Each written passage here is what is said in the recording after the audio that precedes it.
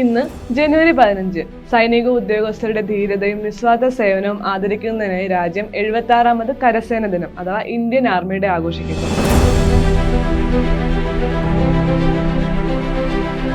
ചരിത്രം പരിശോധിക്കുകയാണെങ്കിൽ 1895 ഏപ്രിൽ 1 ബ്രിട്ടീഷുകാരാണ് ഇന്ത്യയിൽ ആർമി സ്ഥാപിക്കുന്നത്.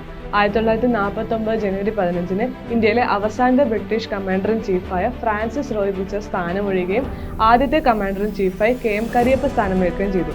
ഈ ചരിത്ര ദിവസമാണ് കരസേന ദിനം. പരമ്പരാഗതമായി ഡൽഹി കണ്ടോൺമെന്റിലെ കരിയപ്പ പരേഡ് ഗ്രൗണ്ടിലായിരുന്നു കരസേന ദിന ആഘോഷങ്ങൾ നടന്നിരുന്നത്. കഴിഞ്ഞ വർഷം ഇതിന് മാറ്റം വരികയും ഈ വർഷം ലക്നൌവിലെ ഗൂർഖ റൈഫിൾ റെജിമെന്റ് സെന്ററിലാണ് ആഘോഷങ്ങൾ നടക്കുന്നത്.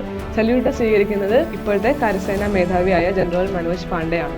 ഈ വർഷത്തെ കരസേന ദിന പ്രമേയം ഇൻ സർവീസ് ഓഫ് നേഷൻ എന്നാണ്. കരസേനയുടെ ആപ്തവാക്യം വരുന്നത് സർവീസ് ബിഫോർ സെൽഫ് അഥവാ സേവ പരമോ ധർമ്മ എന്നാണ്.